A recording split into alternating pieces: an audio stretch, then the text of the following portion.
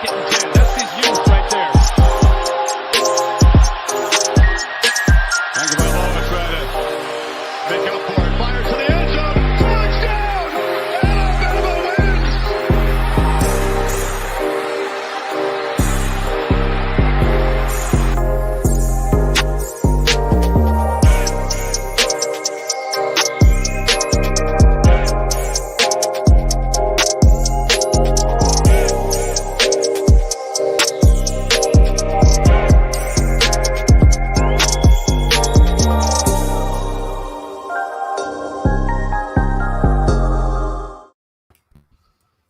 We What are it do? Yes, sir. back. It's been a minute. Been about over 1,000 minutes for sure. We season's getting ready to start up soon, so we'll be probably 68 back, days, obviously. 67 days after this records. Yeah, we will we'll be back to every week after that. So we wanted to bring some stuff to you, just kind of for you guys to remember that we are still here. Me and Balake. Old Balake. Balake's a little tired tonight. Man, I'm exhausted. I had a long night last night. We won't get too much into that, but yeah, I'm just happy I pushed through. I'm just happy I pushed through the whole day. That's all. I needed a little nap, but it's okay. All right, real quick before we start, we appreciate everybody as always that follow us, everybody that listens. We ask always that you subscribe, share this, review it. If you are watching right now, please go to YouTube and hit the like button, hit the subscribe button. If you are listening via Apple or Spotify, wherever you get your podcast, go ahead and unsubscribe and then resubscribe and do that about 10 times because that really boosts us up, and we know we love that boost. Blake loves the boosts, man. The boost, man. Hey, that's how we get rocking and rolling. Hey, one more thing too. Everybody, people know we've been pushing it, but merch, guys. We got merch. We have merch. Go buy some merch. We do have merch. We will. We're going to do some kind of giveaway, and we're going to announce that later in the show. Actually, later in this episode, we want to do it more in the middle, so you have to listen to actually find out how and what the contest is. And of course, we'll put it out on Twitter afterwards as well. But it's very exciting. We do have a huge giveaway. Actually, it's concert tickets. Don't know. I can't tell you who yet, but it's going to be exciting. It's very cool. Live music is back. It feels like we're getting back to a little bit of normalcy, man. Thank God. I'm done with Rona, man. I am so done with Rona. I don't think Rona's done with us yet, but no, it's better though. Yeah, it's getting better. Hopefully, it stays better. But man, hey, we got some crazy sports going on right now other than Bama. I mean, we got the NBA Finals going on right now. We're about to have the finals. Yeah. College World Series, an all SEC affair right now between Vanderbilt and Mississippi State. A lot of controversy behind the Vanderbilt team not having to play that second game against NC State. Man, NC State, I think they got screwed, bro. I mean, they were one of the hottest teams in college baseball going into the College World Series. Yeah, I'm not gonna. They did get screwed, but I'm not gonna say, because people have said that Vandy doesn't deserve to be here, and that's wrong. That is wrong. That's silly. Vandy does deserve to be here, whether or not they didn't play a second or third game, to get to where they are now. I think, are they playing right now? I think they're playing right now, aren't they? They're actually in a rain delay right now. Again? I mean, bro, it's been raining all over the country. I was telling you earlier before we started the show, this storm came through here thought I was getting cracked down by God for doing something I wasn't supposed to be doing.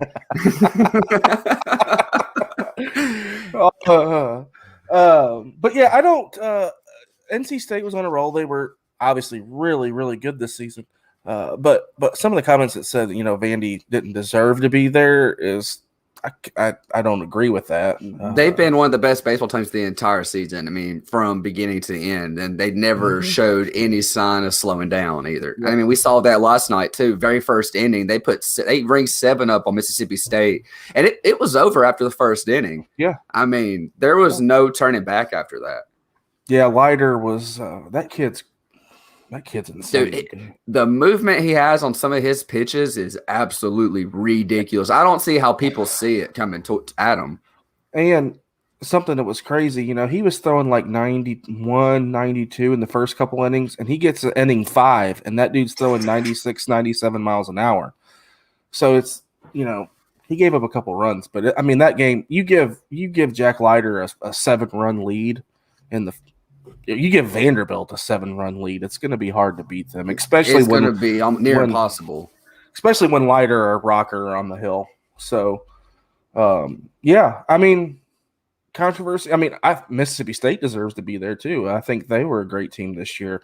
How cool is it that it's an all SEC finals? Man, you gotta know how upset all these other Power 5 fans are right now, having to witness yet again another all SEC national championship. I kind of love it, man. I love when the haters get upset. I love all the SEC haters because they're the ones that love to talk all the trash when they can't back it up. And, well, you got Georgia too. They're very similar to non-SEC fans because they just don't win SEC big games. Anyway, that was off subject. But, man, I'm really excited about this game, too, if they'll ever get it started. I think Mississippi State has a chance to make some noise if they can get an early lead. No Trae Young.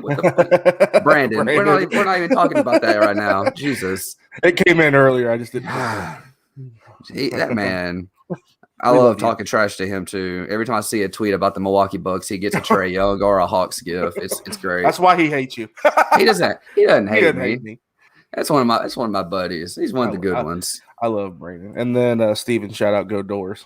So Stephen Burton, man, haven't heard that name in about 10 years. Oh, you're gonna hear it because at work today, he is planning all kinds of things for him to comment on here when we get to Alabama stuff. So get ready for you to.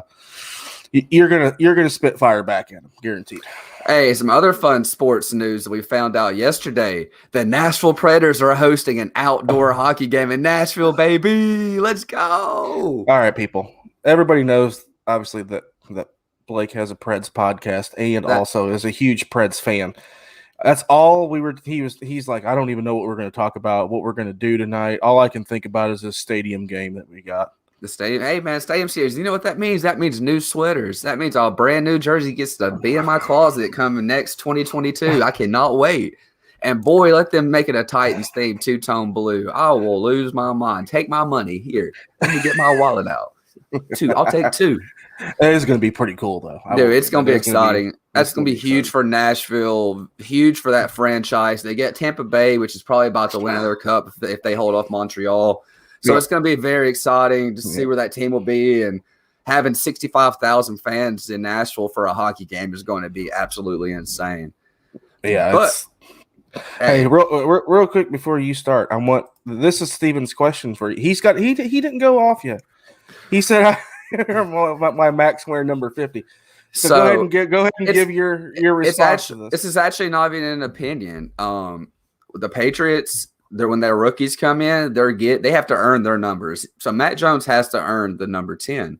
So he gets a crazy number 50 until he's earned that beautiful white, blue, red 1-0 that he's going to light up the Indianapolis Colts with this year. Here we go. Steven, I hope you're still on here, man. Go ahead and get your rebuttal in here in a minute. But what do you want to start with? You want to start? I do. I want to touch on the Olympics because I know a lot of people have been watching the Olympic trials going on right now. And the University of Alabama's got several alum that will be participating in the Olympics this year. Starting out with swimming and diving, they got 3 men and 3 women, both all going to the Olympics this year. They're going to be doing the roll tide for us. It's going to be great. And then on the other side, on the track and field side, we got Quenisha Burks. She is on the long jump. She earned her spot on the Team USA. Shelby McEwen on track earned a spot on the U.S. Olympic team. And then former women's golfer Stephanie Meadow from the University of Alabama will be representing Ireland in this year's Olympics, which will start July 25th. And will end on, I think, August 2nd or 4th. I'm excited, man. We didn't get the Olympics last year because of COVID. That's one of my favorite sporting events, probably. Yeah. Maybe other than the World Cup, like those big major world international events. The Olympics is just so much special. There's so much pageantry behind it. It's one of the most beautiful sporting events that is on this planet. can I just say how refreshing it is going to be to have the Summer Olympics back? I mean, that's what I was saying. We're getting a sense of normalcy back, and it's great to see. Like, okay, if track and field's on, not Olympic track and field, if it's collegiate or whatever, how often are you going to watch that? It depends if Alabama's in it. Exactly. Honestly. Yeah. If Alabama's in it, that's different. I'm just saying, when it's the Olympics, you're going to watch it. Yeah, no doubt. Swimming, diving, whatever it is, you're going to watch it. Winter Olympics, I'm going to watch curling. God dang right, I'm going to watch some damn curlings. I love watching that little stone go down the ice. But it's like, yeah, man. And the Olympics is a good place if people who aren't very familiar with sports. It's a great chance to see some different kinds, to see what all is really out there, because it's not just football, basketball, baseball. I mean, you got fencing, you got cricket, you got wrestling. There's so much that the Olympics shows, and I love how they highlight all of that. And it's the history behind it, the pageantry behind it. It's an absolute great system. Yeah, I'm excited. I am really excited. It's awesome to see some of our fellow Bama athletes and alums in there. Yeah, it's going to be exciting for sure. We're going to have some personal people we can pull for in these events. Simone Biles, just off subject, not from Bama, but that woman is an absolute freak on the mat. She has a routine and I don't even know what you call it. It's not a move, but a whatever it is. It's named after her, dude. It's called the Biles. And she's obviously the only one that does it. That's insane. If you have a move or whatever they call that named after you. Yeah, dude, like just absolutely ridiculous. She is a freak on the mat, dude. When she gets on the mat, she is a freak. Yeah, and she is still 5 times better than everybody that she's competing against on a bad night. Yeah, 100%. I watched her. Was it last night or the night before? I think it was the night before. She stuck that one landing. It was ridiculous. Yeah. Watched her on the bars too. It's like, my God, it's totally. We talked a lot about Bama gymnastics this year on previous episodes, and it's crazy. This has probably been the first year that I've really watched them a lot, like I did, mainly because obviously we're doing a podcast and we want to be able to talk a little bit intelligently about what's going on there. But it was watching her and then watching collegiate stuff. It's not even close what she can do. No, I mean, it's fun. We've been pretty spoiled in our past of having really good Alabama gymnastics teams to watch and compare to anything else we watch. Because, I mean, we've seen them win national titles and they're still competing for them today. Mm-hmm. But she's a different breed, man. Like, I don't understand how she's that good. It's just how high she gets, how fast she moves, the twists, the turns. She is absolutely beautiful when she does it too. Like killer. Yeah. Let's So we're an Olympic school. We're not just a championship school now. We're an Olympic school. And speaking of, there has been an Alabama alum represented in the Olympics every year, every Olympics since 1972. Just fun fact for you out there. What's Steven say here? My wife is a former gymnast and she says all. What? Steven, what are you talking about? That sounds like a comment we get from somebody that's an Indianapolis Colts fan. He's probably laying down right now and doesn't know what he's typing. You want to talk football? Yeah, let's talk some football. I mean, we got when this drops tomorrow on Apple, we'll have 67 days, but we got 68 days until Alabama, Miami, and Atlanta. And there's been a little bit of hype around this game all over social media. People are talking about it's Bama already on upset alert with Miami if their team comes in healthy, and I just don't see that happening. I mean, we see what usually happens when we play a big name in the first game of the year, and it's an ass whipping every single year. Like, why is this year going to be any different? Get the fuck out of here with that mess, man. Like, come on. I get it. It's Miami. I get it. Okay. But it's freaking Alabama. And we'll get into something else. But all I'm going to say is recruiting. I mean, who's the best? It's not even close. I mean, it's not. It's a great first game of the season. I get it. Like, it's a good matchup. It really is. But if you think they're going to lose to Miami or get blown out, like I saw something on Twitter the other day. They're like, "Oh, Miami's going to win by double digits." Get the hell out of here, dude. That is not happening. Alabama's favored right now by 19 points. I know. It's going to get ugly. Miami, we've watched them in the past. They don't play good against good teams. They just don't. They don't have a really good coaching staff. They're not good. This is not the you that we used to see back in the day. Like those days are done and over with. We're talking about a Nick Saban-led Alabama football team that has possibly one of the greatest football teams ever again on the field. And I mean, that's all you really got to say. I don't see Miami having any answers for the threats that Alabama's going to put on the field on the offensive side of the ball. I don't see anybody that Miami has on the offensive side of the ball that's going to even remotely threaten the defensive side for Alabama. Here's the thing that people were talking trash about our defense last year. Like, we weren't that good. Dude, if you go back and actually look at the statistics on that, they actually were a good defense.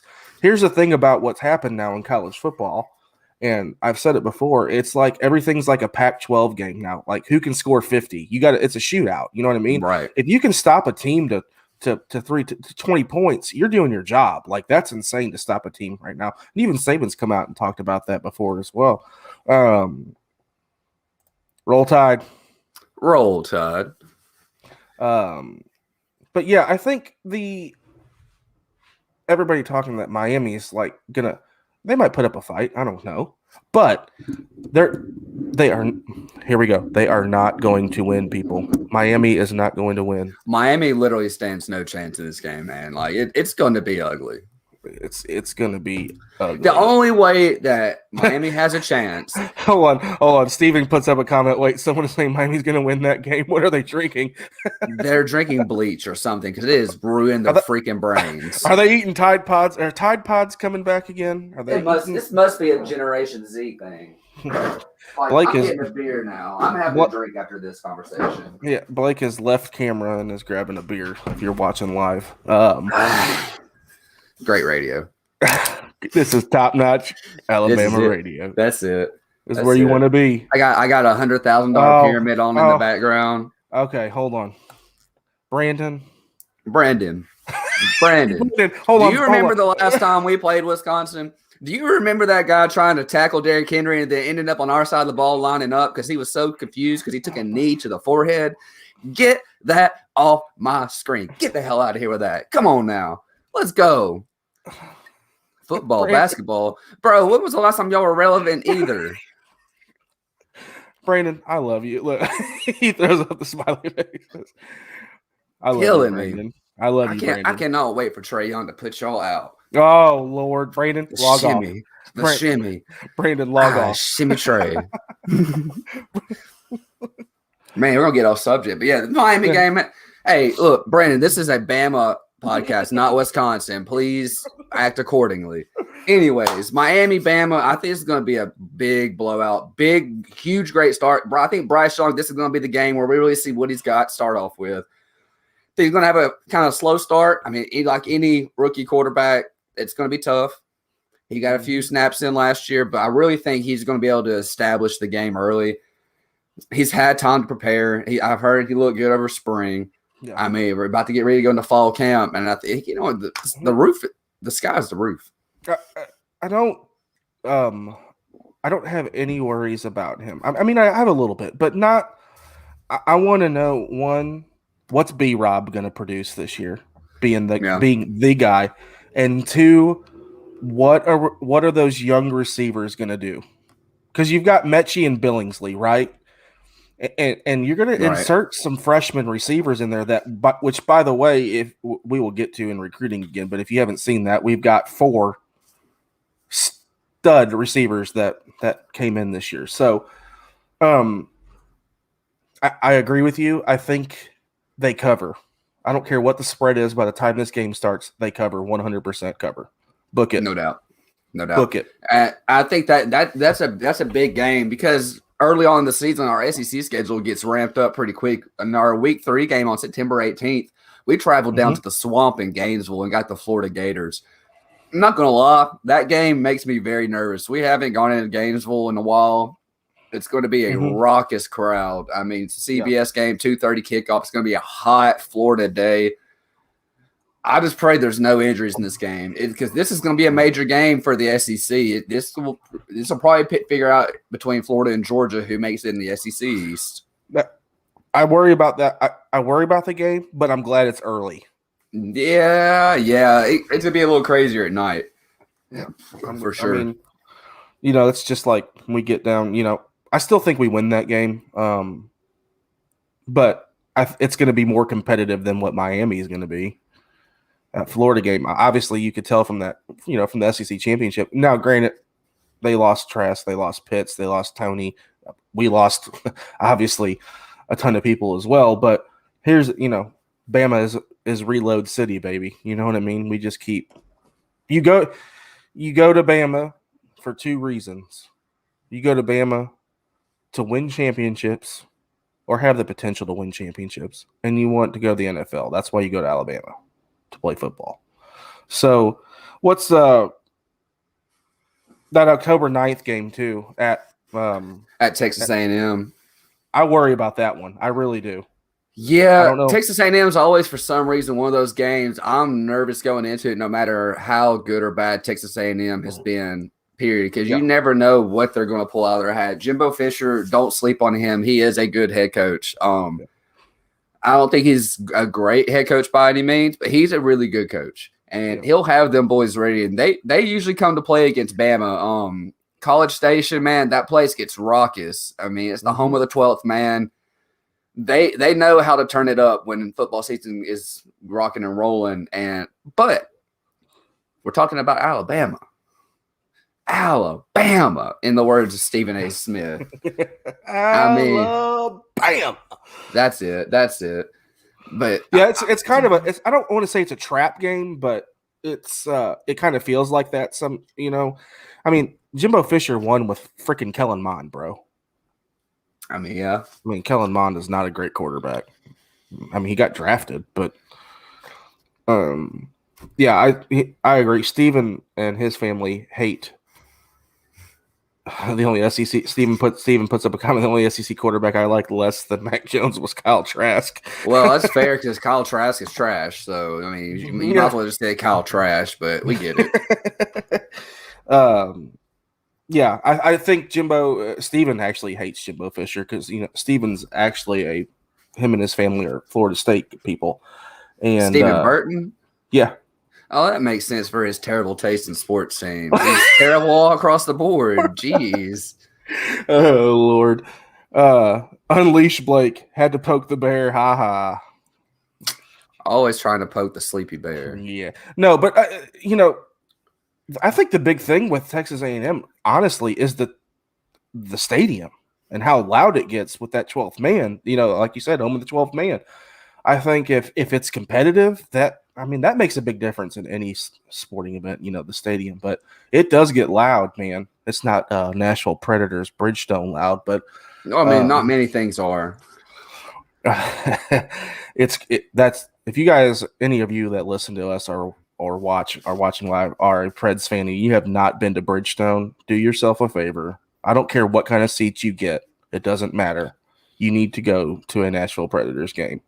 All right. And it doesn't matter what this year. It doesn't really matter to me what game it is. It can be game 1 or game 27 at home. Right. It doesn't matter. It doesn't matter if it's a weeknight, it's a weekend, it's an electric factory. It is. You're going to get me off subject. Let's go. Right. What's the next big game? Next big game, November 6th against LSU in Tuscaloosa. That's always a huge game. I'm really praying that's a night game because LSU night games in Tuscaloosa are just a different breed. I mean, it's like that game any place. If you played in Death Valley or if you played in Tuscaloosa, at night, the atmosphere is just a whole nother animal. Do you think they're better this year? LSU, than they were last year? I think LSU's got a lot too much going on behind the scenes right now that they can't really focus on what's important. I mean, it's lots of sanctions university for a reason. I mean, we got University. Yeah, we got Orgeron covering up sexual assaults and allegedly, and just It's not a good looking LSU, but this is always a big game for Alabama. Bama fans love coming out and cheering against the Cajuns from Baton Rouge. I think this will be another one of those where Alabama kind of slaps the shit out of them. Okay, I'm hoping so. I think it's double digits. I don't think it's as bad as it was last year. No, I think it's double digits. I mean, can see it. By double digits, I mean like 2 touchdowns, like 14 points. I don't mean like 10 or. I don't think it's going to be a 25-pointer, but I think it could very easily be. I mean, it just really depends how LSU looks. I mean, this is near the end of the season too, so LSU's got a lot of time to prepare for Bama. And I mean, they'll be looking ahead a lot of the season for that game. They got it marked on their schedule. Everybody does it, plays Bama. Yeah. And then on November 27th, we got the Classic in Auburn, the Iron Bowl. I think we all just spanked the shit out of them this year. It makes me nervous being in Jordan-Hare because we know Auburn Jesus always sticks his and rants his little head out when we play there. Something crazy always tends to happen. It's the biggest fucking trap game of every year for us, dude. Every year, and sometimes it doesn't even matter. I mean, that game literally does not matter sometimes, and that's a great thing about being a Bama fan because they can win out throughout the season. If they lose the last game of the year, guess what? It probably doesn't hurt them, especially if we end up moving to a 12-game or a 16-team playoff. Here's the other thing. You are right. It doesn't. There are years it doesn't matter.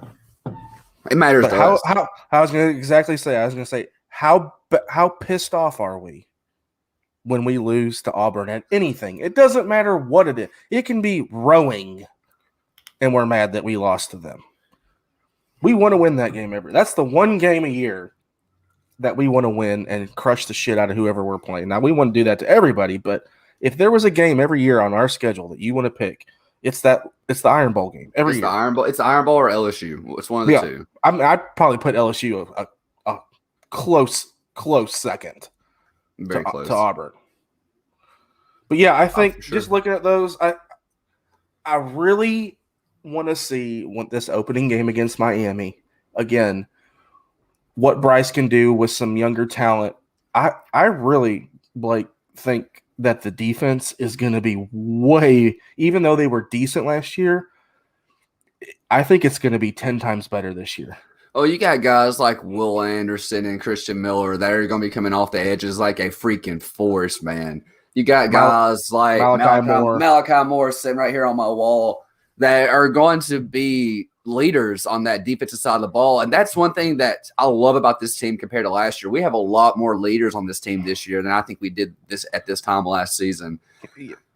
It's going to make a major impact. A lot of these guys have had a lot of playing time. I think they're going to be ready, man. I am so pumped about this season. I really think Alabama has a shot at repeating. How impressive was Will freaking Anderson as a freshman? I think Clint Lamb, I remember listening to him before the season started. He called it that Will Anderson was going to have a major impact with Alabama on that defensive side of the ball, and he did immediately from day one. I mean, he was in the backfield making plays, and he gets to where he needs to be. He does his job and plays his position very well. He's very rarely out of position. That's one thing about Will Anderson that, as a freshman, stood out to me more than anything is the guy is disciplined, and he knows very high football IQ. I think he's a future NFL star. He reminds me a lot of a Reuben Foster, of a Mac Wilson. He has that kind of tenacity to him. But what are you most worried about as far as maybe position wise? Health and Bryce. Bryce being a young quarterback, I'm nervous for him. I mean, I'm like that with any new quarterback that comes into the system. I know they're in good hands. I'm still nervous though. I'm not nervous, but what about the offensive line? I think the offensive line will be okay. Okay. They got the coaching there. I mean, it's Alabama. They don't rebuild their offensive line. They reload it. And that's just simply how it works for them. I mean, I'm excited about who they've picked up in recruiting too. And like I said, we'll get to recruiting. That's actually next up on our little segments we have. Real quick.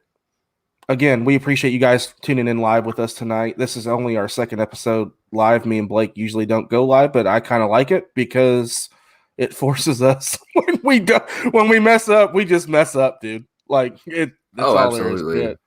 But we appreciate you guys. Please go subscribe, share, review it. If you're listening on Apple, wherever you get your podcast, again, we appreciate that. Please leave us a review. Send it to somebody. Subscribe. As Blake says, subscribe, unsubscribe, subscribe.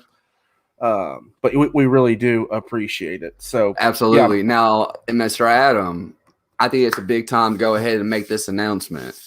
So I'm going to let you do this. Go ahead. So the official post will be on our Bama Lounge Twitter. I don't have access to that right now, so I can't put the tweet out. So we'll get that out as soon as we get off the air tonight. I'll fix that for you. Yeah, please do that. Okay. So July 22nd in Brandon, Mississippi, at Brandon Amphitheater, we got 4 tickets to go see the one, the only Brad Paisley. It's very exciting. Live music is finally back. Everybody's getting ready to go out and get some concerts. Everybody's going to the beach these days. Brandon's not very far from Tuscaloosa. It's about 2 hours, I think, across the state line. Brad Paisley's going to put on a great show. I mean, everybody's pumped up. 2020 got everybody down, but 2021, we're on our way back up. 4 free tickets. The rules are going to be really simple. You got to follow Bama Lounge, retweet the post, and tag 3 friends that you want to take to the show. That's it. Very simple rules. Yep. Like I said, we'll have that post out as soon as we get done recording tonight. And look, I think we're going to do the contest all the way up until July 19th. The concert is 4 days before that on a Thursday at 7:30. So we'll let you get your entries in for that. Make sure you share it out. Let your friends know. Help you get a better chance of winning. Yeah. We're going to also do another kind of merch giveaway. So when we get to 500 followers on Twitter, which we're almost there now. But when we get to 50 subscribers on YouTube, and you guys that are listening, if you're listening on YouTube or watching on YouTube right now, please, again, go hit the subscribe button. That's how you can get this. But we're going to do some free merch, whether that's some Bama Lounge stuff or maybe just, Bama shirt, something. We're going to do something. So please go head over there, subscribe, and get you some free stuff, man. That's all there is to it. Yeah. Well, all right. Let's talk recruiting. Let's talk a bit of recruiting, man. I saw something earlier when, Archie Manning has been in the recruiting news a lot with Alabama. And I saw where Alabama made a really big impact. Coach Saban made an impact about winning championships and being a championship contender year in and out. And that seemed to really set very well with the young Manning. How wild would it be to have little Manning in the crimson and white? Bro, that would be nuts. We were talking about that. me and Steven actually were talking, and Josh were talking about that at work the other day. And, all those people besides Peyton, they were Ole Miss. Eli was Ole Miss. Archie was Ole Miss. Cooper probably would have been a hell of a player. And obviously that's, little Arch's dad. But if he decided to sign with Alabama, what's his dad and uncle's gonna say and grandfather gonna say? I don't think they're gonna care as much as you think. But dude, have you watched his highlight tapes? Yeah, dude's pretty good. And he's huge, man. He's huge. So he's pretty good now. Is he going to beat out Bryce Young? No. Probably not.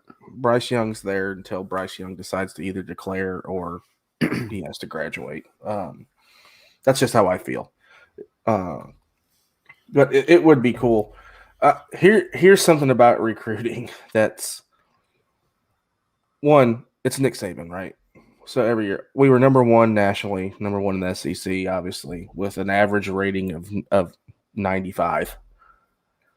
Like, that's unheard of. Those are freakish numbers, man. Dude, it's freakish numbers. I think we have, 1, 2, 3, 4, 5, like 7 or 8 5-stars we signed in this class alone. And that's wild. Dude, I'm telling you, like, when I was talking about receivers, like Ja'Cory Brooks from IMG I watched a little bit of the offensive side. Like, I just kind of picked some players today and just kind of watched them again because we've done some recruiting stuff before. But Ja'Cory Brooks was insane. Now here's my sleeper is JoJo Earl. He's not real big. He's like 5'9", 170, but he reminds me so much of Jalen Waddle. It's ridiculous. Like how shifty he is, how fast he is. I think that kid can make an immediate impact on the offensive side and special teams. I think he can fill in. That's the other thing. Who the hell is going to be our returner this year? It's going to be somebody young, probably. I would assume because you're not going to put. I would assume maybe Mechie. I mean, we put Devontae back there some last year. I don't know if Mechie's the right person for that, but I'll roll with it. Is. I don't either. I think it might be, like I said, it might be somebody young. The thing about recruiting every year is it's just crazy to watch that every single year we're 9 times out of 10 number one, but if we're not, we're 2 or 3. And we had this conversation at work the other day too. It was, why would a 5-star kid, say from Texas, doesn't matter, or even California, you can say like Najee, want to go to Alabama and sit for 2 years and versus going to, let's say, I don't know, North Carolina and start right away. No, let's do it with Najee, do it with Michigan, because this is a great comparison. Because you got to think he is from Michigan. I mean, everybody thought that's where he's heading. Yeah. He's from California, not Michigan. Yeah, he's from California. Everybody thought that man was heading to Michigan and Coach Harborough, but I think about what everything that happens at Bama. Sorry, no, you're good. I was just gonna say, and here lately, it's been a little different lately because Saban has been playing younger players. Obviously, we've played a lot of freshmen and sophomores. There for a while, it was you had to sit there and wait your turn, like Derrick Henry. You know what I mean? Derrick Henry had to sit and wait his turn, and now look at what he's done. You know what I mean? But it goes back to what I said about why you go to Alabama. It's you want to win championships and you want to get the potential to go to the NFL. And then now, even more after July 1st, players can be paid on their likeness and image and can be branded. And Alabama's already taken the initiative of creating the Bama standard and helping these kids create their brands before they're even out of college, where they can make money off their names. They can start a savings account, which they might not have, even though they get a little bit of allotment of money, but they can't work outside of football and school. They're not allowed to. So why not give them the opportunity to build themselves up, but give themselves a literal brand? It's such great marketing, and Bama has taken this to another level. Like I said, creating the Bama standard and just giving all these kids all these different opportunities, and the facilities alone at Bama, man, compared to anywhere else, untouchable. I mean, they're light years above anybody else. Here's the other thing, too, about going to Alabama. After you've played your career, whether it's 3, 4, 5 years, whatever you do, you go to the draft, you are the most pro-ready player that you can be going in. Did you see the thing with Najee? With the running backs coach for the Steelers had to tell him to go. He's like, dude, you got to go home. Oh, yeah. He was in the weight room. Yeah, like, dude, Najee even put something out. I don't know if it's on Twitter or what that I saw. He's like, he literally, in a lack for a better term, said, this shit's easy compared to what I had to do at Alabama. Right. Hey, Brandon, if you're here, just want to check on you. I saw the score of the Falcons or the Hawks-Bucks game is 10-2 in the first. So just want to see if you're okay. I know that's a rough first start. Why you got to get Brandon all tore up? You get the other one all fired up. Hit the shimmy. Hit the Trey shimmy. Trey shimmy. But no, I think this recruiting class, everybody said that last year's was the best ever. Right? I think, and that's just personal opinion, I think this one that they signed this year could be the best ever. Very well could be. Honestly. And it's not because, oh my God, we signed 8 5-stars. That's a blessing. If you look at recruiting guys, and it depends on where you look, 247, and wherever you guys look at recruit. I like 247. But there's not a lot of 5 stars each year. If you look at it, there's usually around 20. I looked at it. There's an average of 23 a year for the past 10 years. So we got 8. That means we got a third of the 5-star athletes this year. That's ridiculous. That's absolutely bonkers. It's absurd, dude. That means 16. I don't know how many 5 stars there were. There might have been more this year, but let's just say the other 2/3 had how many college teams are there? 162 or something, 132. I thought there was 132. Whatever that number is, we had a third, and then 2/3 of that got to go somewhere else. So, and people that say like, oh, they don't even have to recruit anymore. That's bullshit. They still have to recruit, man. I don't know how much Saban has to do it, but they still have to recruit and get players to come there. I mean, we don't just stop and just say, oh, God, they're just going to come here because we're Alabama. True Alabama fans that have endured the pain of football before Saban came, it's recruiting's a big thing in football, especially for us. We got to live up to that hype. So you got to live up to the Bama standard. Yeah. And rolling into that, which I think is a great segue into our next little segment. The Bama standard, man, you got to think about all the great moments in Bama history, especially the ones that we've witnessed in our lifetime. And I wanted to run down, I know we'll probably have a lot of the same ones on our list, but our personal top 5 UA moments, top moments in UA football in our lifetime. Because, I mean, there's a lot of UA moments that I could talk about. Yeah. And I actually got a tie for my number 1, but we'll start with number 5, Adam. Who's your number 5, top 5 Alabama football moment? I'm going to go with I'll go with what we talked about, and I'm going to go the 2009 national title game. Actually, just the 2009 national title in general. Yeah, absolutely. That's my 5th one as well. That started it all. Everything. It just from there it was boom, boom, boom, boom, championship. The team was obviously I don't know how, I was trying to think about that earlier before we started. How many players are on that team that are in the NFL now? You can't. It's loaded.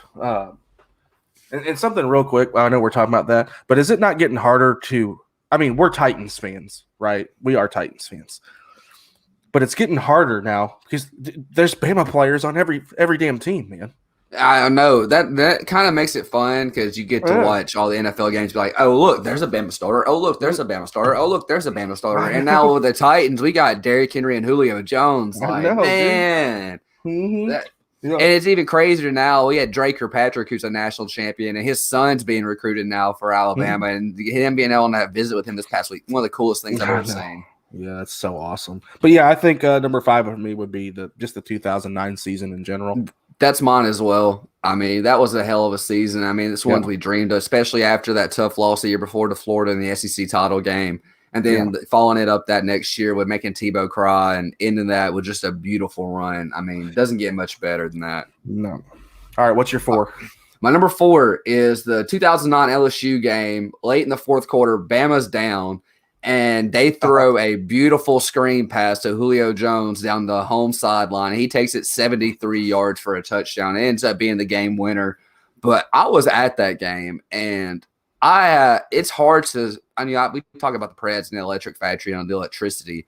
The electricity in that stadium when Julio took that to the house, it was just I can't put it into words pretty much. It's hard because the feeling is just unbelievable, especially when you're in a big game like that in Bryant-Denny. Classic LSU games like that, low scoring. Yeah. Every play matters. That 73-yard play mattered, though, way more than any other in that game. It was insane. That's definitely my number 4, which is crazy because it's up there. Yeah, it's a good number 4. I remember, and I don't remember what year this was, but what year was it against LSU? And I think it was when TJ Yeldon caught the little screen pass and ran in to win the game. That was 2013. So I was really drunk for that game. I remember it though. Yeah. I think that I do like your number 4 with Julio. I think that's a good one. I would probably put that game for me right there at number 4. Just I don't think TJ Yeldon, he hasn't obviously got his time in the NFL much, but that dude was special for Alabama. Special player for Alabama. I would put that game in general was just a crazy freaking game. And I can't remember. We scored with like what? I think there was a little bit of the seconds left. It was less than a minute. I know that. Yeah, I think it was like 43 seconds left in the game to win that. And of course, it's against LSU. I remember listening to the Alabama broadcast, and the guy says "make a man miss," and then he makes the man miss and runs into the end zone. Yeah, it was crazy. Dude, I've never pounded a tile floor harder in my life than when I did that. Because I was on my hands and knees in front of that TV for that last drive. I remember like it was yesterday. I just came back from outside being pissed off and throwing beer because I was mad. I was like, we're about to lose this game. Yep. But no, I remember hands and knees praying, let's go, let's get this. And then we had a great drive. AJ McCarron putting the ball everywhere it needed to be. And then TJ Yeldon finishing it off. Yep. Hell of a game. What's your number 4? That's what I just did. Oh, what's your number 3? I don't really want to go with the same one you did, but I'll go with it because I can't think of something. Because here's the thing. Our number 1 and 2 are the same. Oh, my number 1's got a 2-parter. Yeah. Your number 1 has a 2-parter for a reason. I know. No, you think that, but okay. Really, let's just go. I have 2 that are tied at number 1. Okay, let's just go. We'll both go number 3 with what you have, and you can tell why. Which is the 1992 SEC championship, and which was a major historic marker for college football because that was the first conference championship in the SEC. The first. And guess who it was? Alabama and Florida. Guess who won it? The University of Alabama. Yeah, you let them know. That's right. Roll Tide. Bama. That set the tone for the SEC. And that game in Legion Field, absolutely one of the most memorable games in the history of college football. You remembered a little more than I do because you were a little older than me at that time. Shut up. I was 2. Yes, you were 2. And guess how old I was? 6, so you can remember it. That was in 92, I was 8. Oh, shit. Even more. You can remember it. I forget you're old. Yeah, dude. It was that was crazy. I can remember I can remember this. I was watching that with my grandfather on a freaking wooden console TV. My dog's going nuts right now, people. Sorry. But yeah, I can remember watching that with my grandpa, and literally tears were in his eyes. Yeah, it felt. And I was 8 years old. Of course I liked it. I was a Bama fan because of my family. And now I look back on it and I'm like, man, I understand why. Right. I completely understand why he was like that. I mean, that's how I'll be at the Stadium Series game for the Nashville Predators when they beat Tampa Bay in February. Like, I will have tears and I will be in that 65,000 person. I mean, it's history, man. And history in sports is just so beautiful when they blend together. And 92 SEC championship game is just one that will never be forgotten. And it will be talked about for years and years and years and years and years to come. It set the standard. Yeah, it did. It really did. Okay, so we have 1 and 2, and we had it wrote down. Are yours flipped? Mine are flipped. I feel you. And my number 2 is 2nd and 26. 2nd and 26. So that's part of my number 1. That's my number 1. With I'll go ahead and give you my top 2. So your number 1, my number 2, Nick Saban getting hired at the University of Alabama January 2007. Easily the most impactful thing that ever happened at the University of Alabama. Absolutely changed the course of college football. Flipped it upside down on its head, and it hasn't stopped and hasn't looked back. I mean, ever since Alabama signed him, not only has football excelled, softball, basketball, women's soccer has looked good, men's tennis, men's golf. I mean, you can see it's almost like a trickle-down effect of the success rate from the football team since Saban has got there. has had such a weird effect on every single one of the other sports and the campus itself. I mean, it's growing constantly. We have almost 50% students coming from outside the state of Alabama now. I mean, that's insane. Right. I mean, it's just that hire literally changed college football. And that's exactly why I put, because you have it reversed.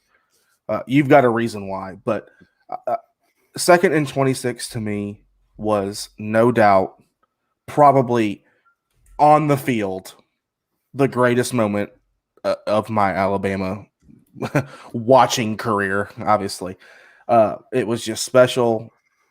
Everything that even that season was unreal, but and obviously the win in overtime, and we every February 22nd we always talk about it, right? You know what I mean, like 2nd and 26. So, but Saban getting hired was the most God-given blessing that could have ever happened to the University of Alabama, no doubt. And to echo what you said, how it has trickled down from, you've seen it now with Nate Oates at doing the coaching basketball. Let's go do that basketball. That, by the way, that team is going to be solid as hell this season. It's going to be solid as hell. Look the hell out. That's all I'm saying. If we made the Sweet 16, we didn't, did we? Did we make the Sweet 16?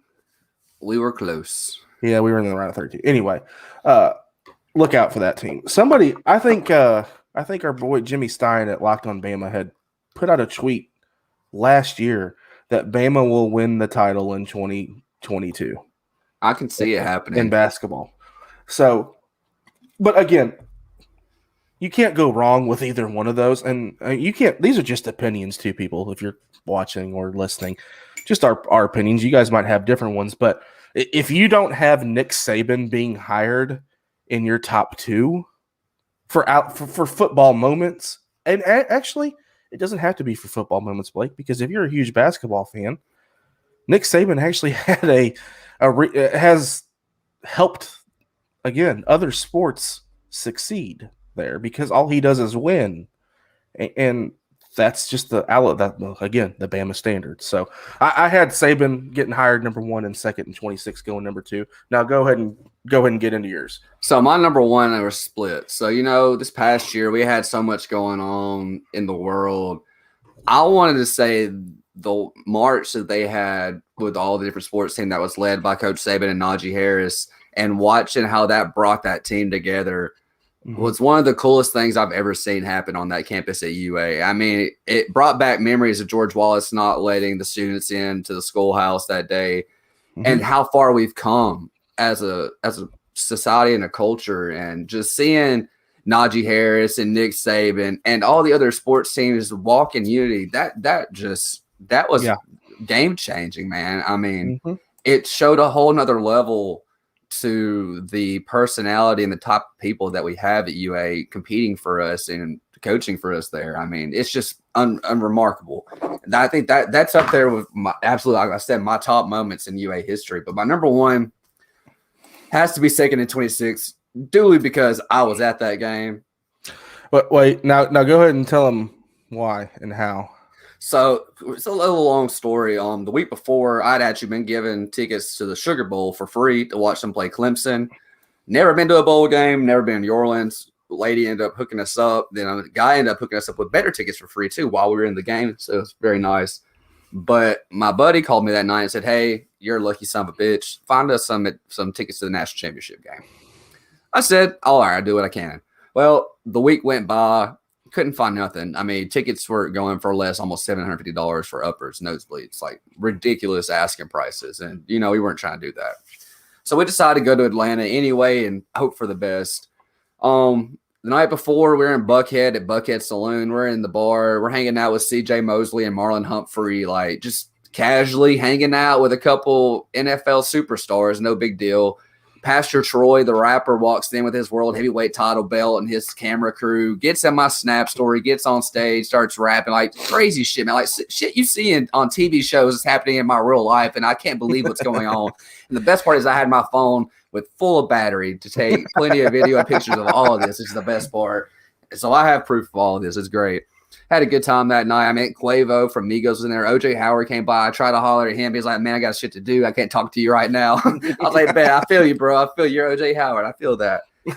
So the next day we get up and we take the MARTA from Buckhead to Mercedes-Benz. And we go and we're hanging out in the tailgate area. We get a couple clear bags. So if we need to take anything with us, if we end up getting in the game, we could take it in there. We go to the store. We end up buying 2 12-packs of Michelob Ultra. We put them in these clear bags. And we're just walking around with beer, having a good time. Look for a tailgate. I think most of you know it was pretty drizzly that day, kind of rainy, not very great tailgate weather. So it wasn't a whole lot going on. So we just kind of walked around hoping for the best. Well, we're walking down the south side of Mercedes-Benz, and we see a white envelope has fallen out of somebody's jacket pocket onto the sidewalk. And 5 of us pass it. And the last dude in our group picks it up. He said, hey, yo, look at this. Opens the envelope that has a Georgia logo on it. And lo and behold, there is 6 Alabama-Georgia national championship tickets in this envelope. And we just look at each other like, what the fuck? Like, and do know they were paper tickets. Therefore, they were club level tickets because this guy was not a student at Georgia, obviously. They had to be club level if they were paper tickets. Yeah. So we were like, what do we do? Literally, not 15 seconds later, the guy dropped the tickets is running back. Oh man, you found my tickets. I wanted to be like, bro, we didn't find shit. I don't know what you're talking about, but we're good people and we returned them. So we end up walking into the CNN Center, just kind of browsing. We're at this point, we're like, I don't know what we're going to do. So we all go ahead and get some money out of our accounts, right? And we see Charles Barkley as we're going to the ATM. Very nice guy. Took a selfie with me. Nice guy, Charles. Yeah, I gave him a roll tide. He told me War Eagle, and I gave him a very evil look. Fun times. So we go to this bar that's connected to the CNN Center, and with our beer in hand, we actually walk in with our beer and start drinking out of our bags, not paying for anything. We're just having a good time. And we come up with the idea, 4 of us are going to take $100 bills and put them on our phone and let whoever's scanning our tickets get a $400 come up in about 30 seconds. Seems pretty foolproof to me. I don't know anybody doesn't like to make money and a lot of money in 30 seconds. So I'm like, let's do this. I mean, I'm sure we're paying him a lot better than he's getting paid by this company. So we decide to go in. So we go through security. Everything's Gucci, man. So it's very smooth process. You just go through, and there's a long line to get into the next section where the gate is. So our plan is, like I said, to have the guy scan our tickets. Well, we get about 5 people from the gate, and then we realize we have made a fatal mistake because not a person is scanning your tickets, but a machine that has a turnstile on it. And you have to scan your phone or your ticket with. And I'm sitting here like, well, shit, we have botched this pretty bad. So I kind of look around trying to get some situational awareness about me and realize that only one person is watching 20 machines. And he has his back turned to him because he's talking to the girl that's behind him watching the next 20 machines. So I look at my friend to say, do as I do. When the guy in front of me scanned his ticket, I blacked my phone and act like I scanned my ticket right as soon as he did and walked in the exact same turnstile as him and acted like I was getting pushed behind me. And I kept telling the people to stop pushing me because I can only go so fast. This guy in front of me is slow. And then I walk in and turn around and nobody says anything to me. Not a word other than the guy saying you need to go in the game. I'm like, I'm waiting on my friends. So I'm like, I'm in. And so my buddy Dustin does the same thing. We look at each other like, holy shit, we're in the national championship. We're like, what's going on? We decided to walk in. We left the other 2 to fend for themselves. They actually got stopped like 2 or 3 times trying to get in, but they finally did get in eventually. But we get in there, we're like, well, where are we going to sit? So we're texting people we know we're in the game looking for open seats. And there's not an open seat anywhere in Lower Bowl. And it's kind of getting rough. But then we figure out Mercedes-Benz Stadium has standing room only seats all over that stadium. Right. And one of their sections is in the lower bowl behind lower club level on the Alabama goal line with a bar behind it and a bathroom 15 feet away. Let me tell you, that was the greatest standing seat that I've never paid for in my entire life because we were in that stadium before Donald Trump was on the field. Like, want you to think about that. I got into an arena without a ticket with the president of the United States in this arena. Security, Mercedes-Benz security, you failed. Real quick, to the FBI agents that are listening to our podcast right now, please disregard anything that Blake just said. I don't disregard. I mean, make the security tighter. I mean, I think they actually did. I did check it the next year for the SEC title game, and it was a lot more beefier than it was one person watching 20 machines. And they were in a very different position, too. They figured that out real quick. Let me ask you, if that didn't happen to you and you didn't get as lucky as you did, would 2nd and 26 be number 2 for you and Nick Saban be number 1? Probably. Just because I personally was at 2nd and 26 and witnessed the absolute insane play by Tua Tagovailoa to Devontae Smith, like untouchable. I do want to throw one in there. I want to throw in the championship from last year real quick, just to say, because look, 1, it was an all SEC schedule. 2, it was during a pandemic that we never faltered with players. Now Saban had his, little scare. I just thought that was really special last year because of, that was an all SEC schedule that will probably never happen again. I don't think they'll ever play another all SEC. I mean, they might. We might not be here. We might not be alive. I don't know. And we might be. I don't know. But I just thought with going through a pandemic, playing an all SEC schedule, and running the table, going undefeated, was a milestone in Alabama history too. I don't know where you put that. I don't know where you put that. I don't think you put it number 1, but it's in the top 10 for sure. It's in the top 10. I think that's another one that you can throw in there too. So, brother man, it's an hour. A long show. Yeah. Well, you had a lot to say tonight. I did. I talked a lot more than I thought I was going to talk tonight. It was a good time, as always. Hey, before we let you all go, make sure you go and like and subscribe on everything. Share, leave us reviews. Let us know how we're doing. I know Adam's mustache is a little off, but we can fix that up. Just let us know what we need to do to it. I mean, if he needs to give us some handlebars, we'll do it. Yeah, but we appreciate y'all, everything y'all do. Definitely follow us on Twitter. You find me at the Blake Sulcer. Adam, I don't remember your handle. You'll have to let them know that. It's at the bottom, but it's at Adam Raymer11. And then also follow our Twitter page at Bama Lounge. We got Instagram, we got Facebook too. Just search us, type in Bama Lounge, you'll find us. Absolutely. Again, don't forget about the 2 kind of giveaways. The big one coming soon is the concert tickets. So again, Blake, recap your rules for the giveaway. Like I said, there'll be a post after we get done with the show, but it's very simple. You must follow Bama Lounge. You got to retweet the post that's for the tickets, and you have to tag 3 friends under the post on the thread. Don't quote tweet it. You don't have to do all that, but tag them underneath. Brad Paisley, July 22nd. It's on a Thursday night, 7:30. Live music's back, baby. A little bit of normalcy. I know it's always nice to get anything free. 4 tickets to see Brad Paisley's pretty sweet. All right. It was another good show. We will be back in a couple of weeks. Like I said, we're going to try to do an episode once every couple of weeks until football starts. And once football starts, we'll get back in the groove of things. You'll be hearing us probably every week, recapping games, looking ahead to the next games. And then basketball. Basketball will be back up after that as well. So we'll be back to normal. It's hard for us in the off season, not a lot going on, but there's always something to talk about. I know next week, if you're a hockey fan, if you're not a hockey fan and want to learn a little bit about hockey or just want to learn a bit about something about the National Predators, starting back next week, we're bringing 7th Man Lounge back on air. We're getting ready. We're going to recap a little bit of the season. We can't do too much of that yet. We'll talk about the Stanley Cup final between Montreal and Tampa. We got the expansion draft coming up in May. It's going to be very crucial. I said May. That's wrong damn month. Anyways, sorry. It's been a long day. But we got a lot to talk about. You can follow us on Twitter at 7th Man Lounge, the number 7th Man Lounge. You listen to us on Spotify, Apple Music, anywhere podcasts are listened to, we're on there. Episode 4 should be pretty fun. Me and John are looking forward to coming back on the air and talking to all your fun people, our fun Predators fans, 7th Man. Yeah. It's going to be a good time. But, yeah, like I said, give us a listen. We'll be back next week. That way, every other week until the season starts back. we'll have Bama Lounge 1 week, Seventh Man Lounge the next week. Yeah.